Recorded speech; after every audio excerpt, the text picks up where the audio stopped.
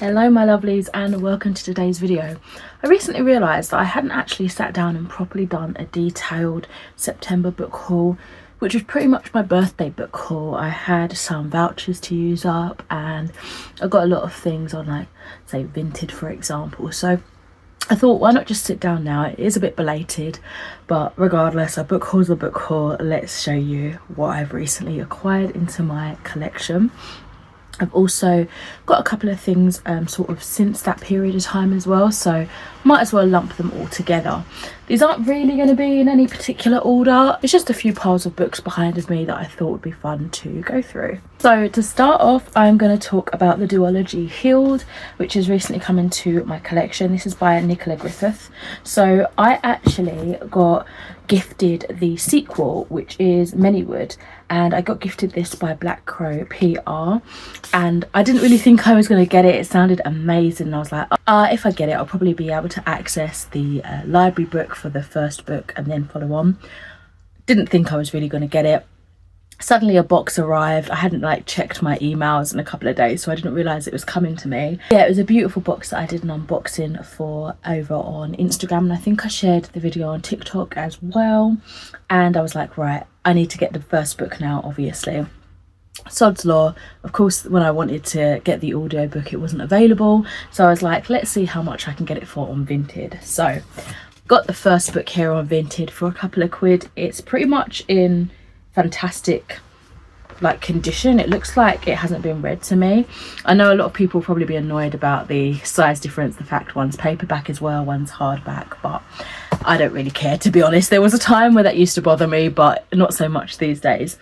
So anyway, this is the first book, and as I say, it is now a completed duology with Manywood. This is Healed by Nicola Griffith, and it is historical fiction in the 7th century following the life of Healed.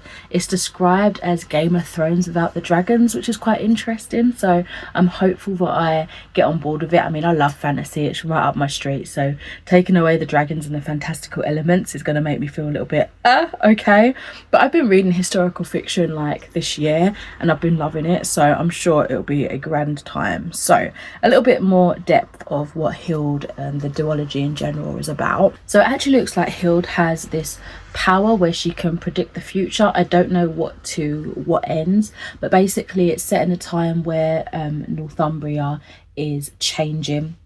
The world at large really is changing, and Edwin, the current king, is plotting his rise to take over the whole of the Angles. He's using, I think it's his niece Hild and her abilities to kind of see that through. I think we're going to get a lot of historical context of the time period, how women were treated back in the days, maybe like how superstitions were kind of apparent during that time, because Hild does seem to be met with some unfavorable thoughts towards her for what she can do, and obviously she's being used by her uncle as well, so there's that.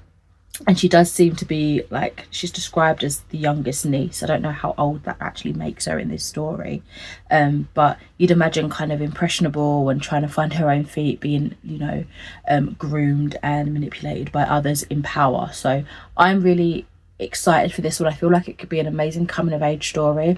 Sounds like it's got a sprinkling of magic in there, with the ability that Hild has, and also just a really cool historical fiction. So looking forward to this one. Up next for my pile of books, these are two that I got when I was in the anime and manga shop up in Camden. These are Junji Ito's latest story collections. We have Sochi and we have Ali, and I was putting off getting Sochi because I thought I'd read all of his short stories in various other collections, and I don't know, I think there's a couple of extra ones that might not have been included in some of the other ones, so in this bind up I'm sure to have read them all. So looking forward to this. This is a menacing character in Junji Ito's world who chews on nails. He's actually got an iron deficiency, I think, but he chews on nails and he's all like doing these crazy pranks, but he's quite demonic and he's really strange. I love this character, he's so strange. And Ali has 10 short stories in this. I actually don't know too much about it. Usually I just see Junji Ito, a new book, and I get it. But this says, every night a young man hears children playing outside his boarding house, but the alley below his window is fenced off from the world. I've definitely read that actually. I think Ali yeah, I've read that in another short story collection. Then when a young woman's family starts acting strangely at the same time, she begins having bizarre dreams. She decides to stay with her aunt, but the town she heads for has neither addresses nor roads. Also, an all-you-can-eat ice cream bus that's more sinister than sweet. I actually just sold my copy of a comic that particular story might remind me of, called The Ice Cream Man.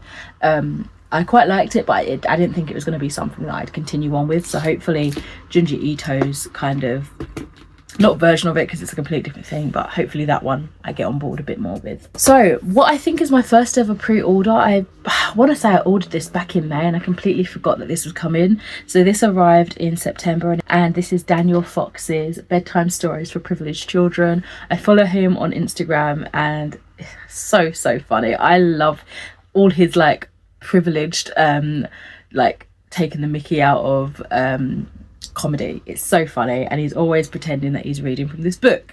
This book now exists, so I'm looking forward to flicking through the silly stories that he's created, probably changed some familiar stories. Oh, I love it.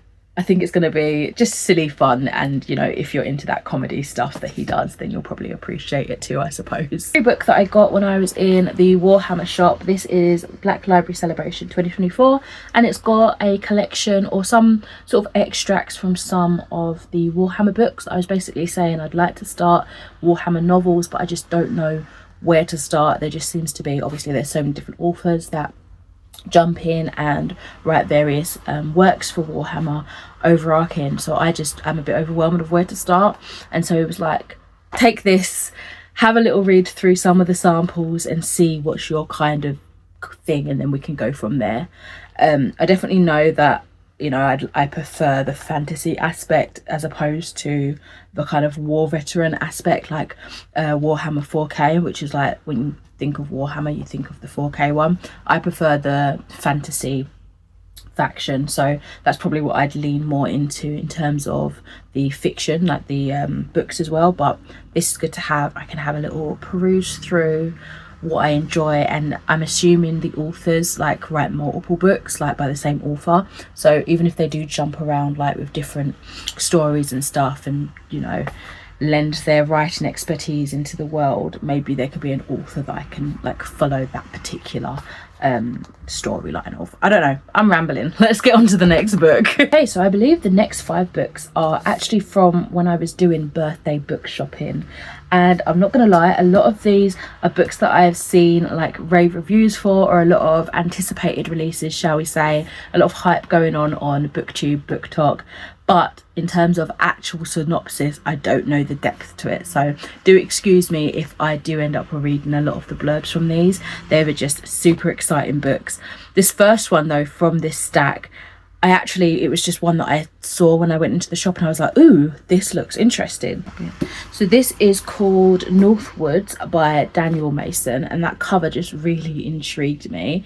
It's absolutely gorgeous, super striking. Came with a little bookmark as well. So Maggie O'Farrell says, Northwoods is a monumental achievement of polyphony and humanity, relating the narrative of an entire country via a single plot of land. It sweeps the reader through hundreds of years and an array of protagonists with a deft, heartbreaking, idiosyncratic zeal. I loved it. And then dotted throughout the other author blurbs and review blurbs, it says, over 4 centuries, a single house deep in the woods of New England is home to runaways and visionaries, inseparable twins, a lovelorn painter, a desperate mother and a ruthless conman. Each of them has a story to tell. Prepare to be changed. So it tells you a lot, but not really tells you much at the same time. I don't know if that makes much sense. It kind of reminded me, like with this house and like many people kind of attracted to it, it kind of reminded me of Slade House, which I read recently, and I'm still planning on doing a video about in the near future. So yeah, I think that was kind of like in the back of my head when I was looking at this. That's the sort of vibe it gave me. I don't know if it's going to be haunting, if it's going to be more of like a character study, which direction it's going to go, but nevertheless it had me intrigued for sure. So the next are all pretty much like fantasy, dark fantasy, kind of maybe grim dark you could say, retellings as well, new releases. So we have Ava Reid, who did A Study in Drowning, Lady Macbeth, and I've been so excited for this. This is so anticipated for me. I haven't really read much about Macbeth. I think I'd done it in school, but I haven't read it since. But I love it when stories take a feminist turn, especially when the women have been scorned and completely disregarded because it was like maybe pertaining to an older mentality, like the before times, even though women are still deemed lesser than in many places. But I love when they take that concept and they give them the voice that they deserve, and you see things from their point of view, whether they still end up villainous, but then you get to see their backstory and you're like, yeah, women's rights and women's wrongs, or whether it completely turns it and you see that they were actually the hero all along and the victors, shall we say, ended up just rewriting history. I just love that whole niche as a concept, I suppose. So with Lady Macbeth, we are, I think, getting that. So it says here, death-touched, poison-eyed, witch kiss. The lady knows the stories, that her eyes induce madness in men. The lady knows she will be wed to the Scottish brute who does not leave his warrior ways behind when he comes to the marriage bed. The lady knows his hostile, suspicious court will be a game of survival, throwing all her wiles and hidden witchcraft to survive. But the lady does not know her husband has occult secrets of his own. She does not know that prophecy girds him like armour. She does not know that her magic is greater and more dangerous, and that it will threaten the order of the world. She does not know this yet, but she will. Growing up, this book was mainly a cover buy. I'd seen like very brief bits about it on the interwebs, some cool things, mainly people saying they were anticipating it, but I hadn't actually seen any reviews at the time. But this is For a Dark and Drowning Tide by Alison Saft, and look how stunning this cover is. How beautiful is that? It's absolutely stifle. And honestly, this one I really don't know anything about, so we can find out together. Laura Lee Caskill, a folklorist with a quick temper and an even quicker wit, is on an expedition with 6 eccentric nobles in search of a mythical spring of untold power. The king wants to harness the fabled water source from which magic flows to secure his reign, and Laura Lee is determined to prove herself. It's a small cost to make her dream come true, to become a naturalist, able to travel freely to faraway lands. The expedition gets off to a harrowing start when its leader, Laura Lee's beloved mentor, is murdered in her quarters aboard their ship. The suspects are her 5 remaining expedition mates. The only person Laura Lee knows must be innocent is her longtime academic rival, the insufferably gallant and maddeningly beautiful Sylvia von Wolf.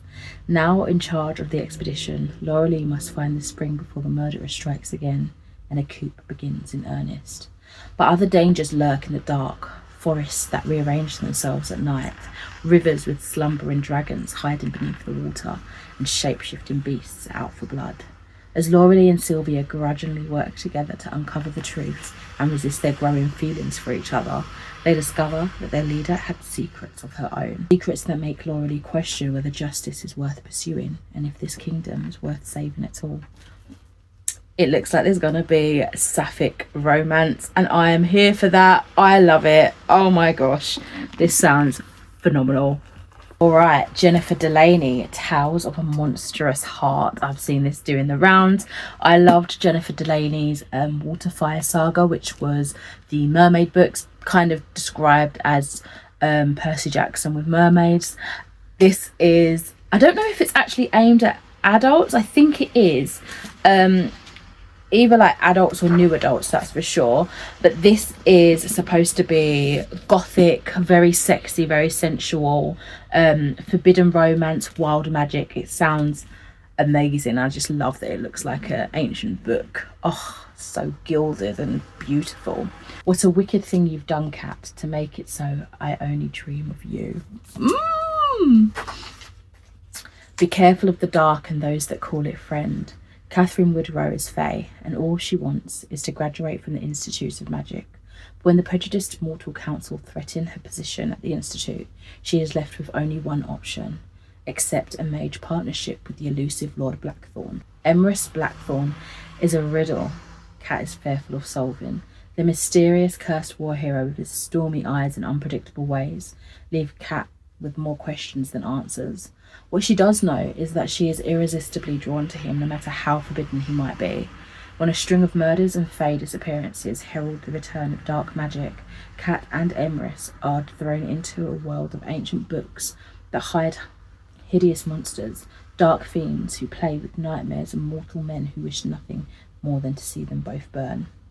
But what haunts them both are secrets, even ghosts dare not whisper, while insidious shadows lick their teeth and sharpen their claws, waiting for the moment that all tales will come to light. Even the monstrous ones. Oh, this sounds delicious. And I love the name Emrys because I actually have a ball jointed doll that I named Emrys. It's spelt different here though. It's such a cool name regardless, and I like the way that they've spelt it. Sounds fantastic. It's going to be completely different from the Waterfire Saga, which I absolutely loved, but I'm very intrigued to see what Jennifer Delaney does here. Lucy Undying by Kirsten White. I think everybody is talking about this book at the moment. This is a Dracula retelling following one of his very first victims, Lucy. Lucy seems far more resilient, headstrong, set upon trying to destroy Dracula, but her heart might once again be her undoing. It is described as a seductive vampire gothic fantasy, and it is the perfect time for this to arrive. I'm so excited. Again, what a beautiful cover. Like, wow, amazing. This is absolutely stunning. Oh, so excited. A beautiful copy of Weird Sisters by Terry Pratchett. I finally want to actually begin his Discworld series, and I was advised by some friends just to sort of select a saga that sounded the most interesting to me, and The Witches were definitely one of those. So yeah, this I believe is the first book in the Witches, or the first official book in the Witches series. Yeah, this is the Witches collection, and yeah, I feel like a lot of people already know about Terry Pratchett's books. They're all interconnected in this crazy world. So yeah, gorgeous edition as well, absolutely stunning book. I was kindly sent by the publishers. It was a lovely PR box, again sent from Black Crow PR. This is a release coming on the 12th of November. Sleeping Worlds Have No Memory by Yaroslav Voskov. This sounds amazing. It's set in two different kingdoms, locked in a cold war and exiled for his conscience. So I have the press release here. Give you a little bit more context.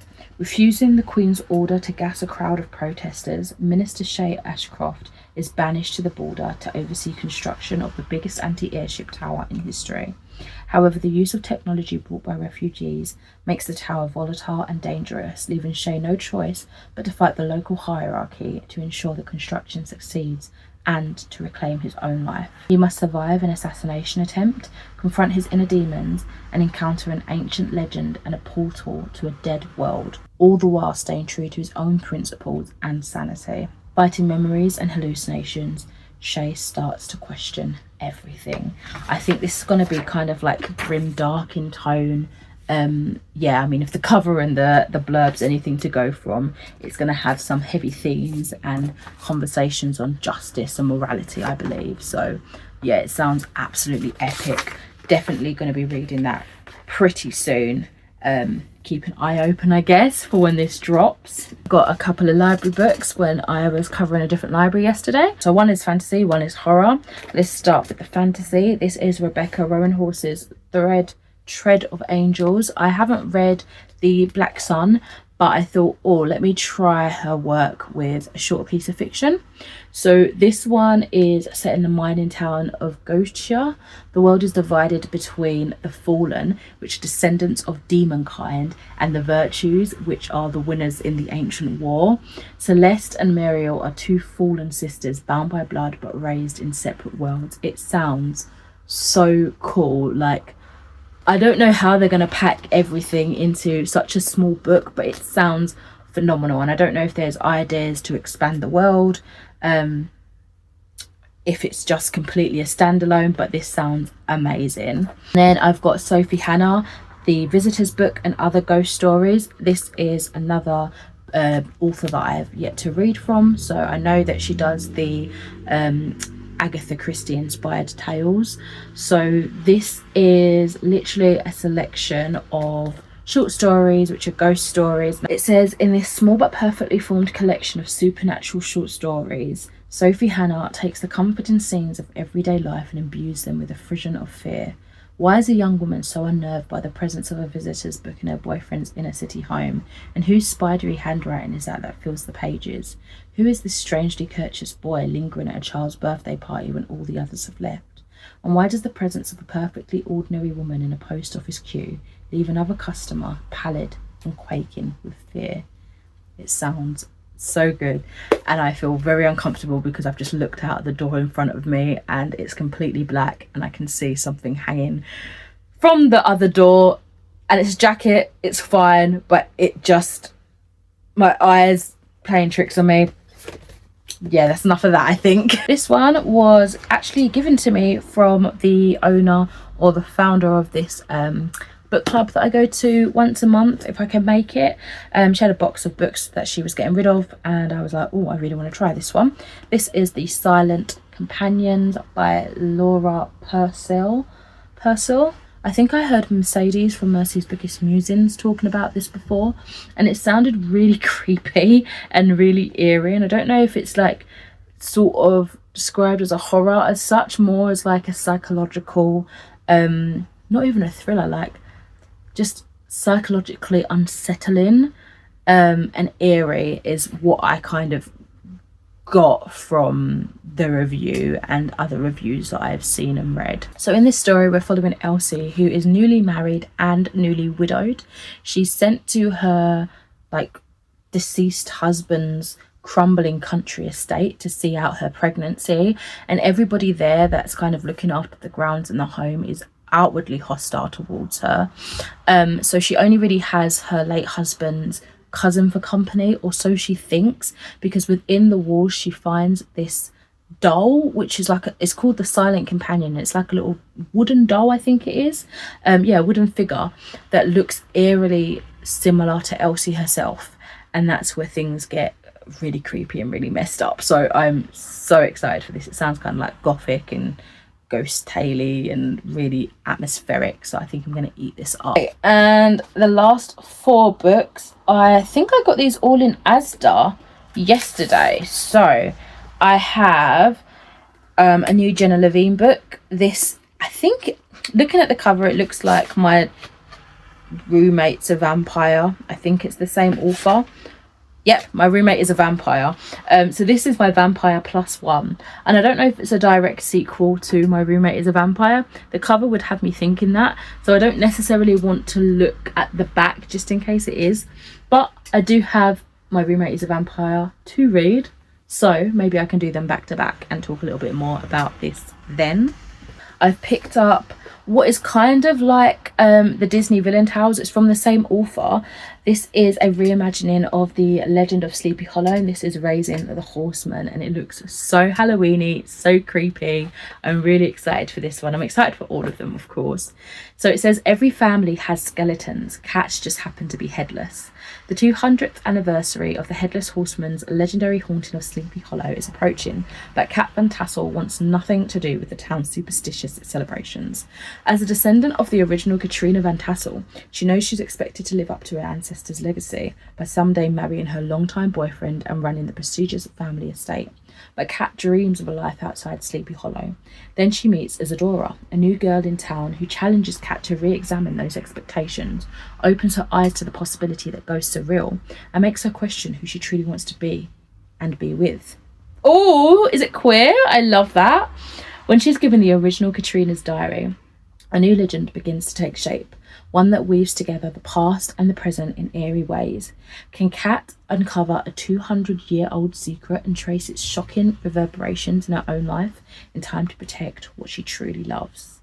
Oh my god, this sounds amazing. So it's through a modern lens, complete reimagining. It looks like there might be some queer romance in here, and I'm totally here for it.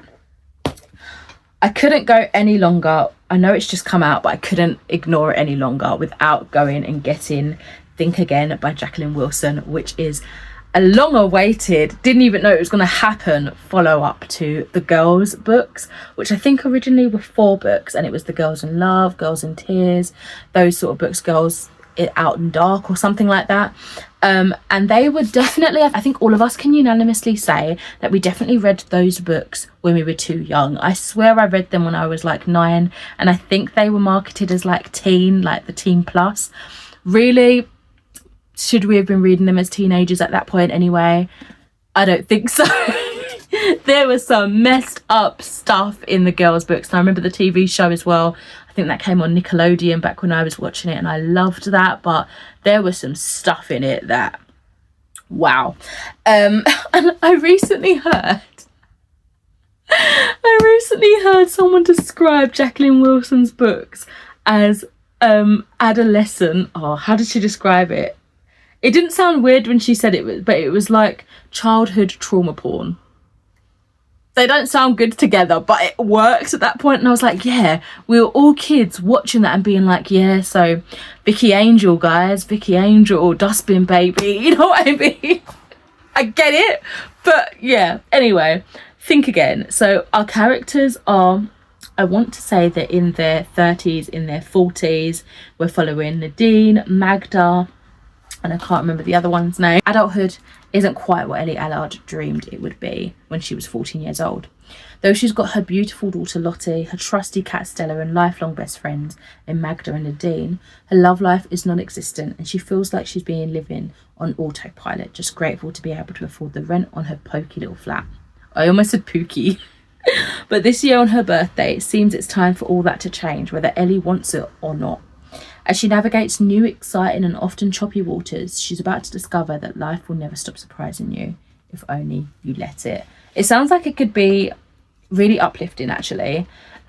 Gorgeous undercover. So I'm hopeful that this is what we all need. All of us that was the era of the girls series, I think this might be a comfort read and just a bit of a handhold and a hug that we all need right now. So sounds fantastic. I'm gonna look into the back of this because I haven't read the first one, and I swear the first one only came out this year. I don't know. This is Rick Riordan's Percy Jackson and the Olympians, Wrath of the Triple Goddess. What's happening? Can someone tell me? I have grown up loving Percy Jackson, and I've read all the original books, all the Heroes of the Olympus books. Heroes of the Olympus? Why did I say it like that? I think most of the Apollo books. I've got the Norse one to read. What else? Cannot remember. There's so many. Anyway, I love them. What is this, like a re-thing? Like, are we going back? Are they 16-year-olds again? I haven't picked up the first one because I was kind of confused and I needed to do more research. What's happened? Are they back? Like, is it like a parallel universe thing? Am I making this way more confusing than it needs to be? What's going on? Because I thought they were like not this age anymore. I mean, I'm still here for the adventures, but I'm just a bit confused because obviously they were getting older and older, right? The story's progressed, but from what I've seen very briefly and the little back of what I read, it's like they're back to 16 again, so I'm a bit confused. If anyone could let me know without spoiling anything, that'd be fantastic. And yeah, with that, I'm going to wrap up this video. Thank you so much for checking out this video today. It was a long one. I'm sorry. I hope you don't mind. Let me know if you've got any of these books here yourself. If you want a buddy read, I'm totally up for that. Love a buddy read. But for now, I shall love you and leave you and chat to you in another video soon. Bye.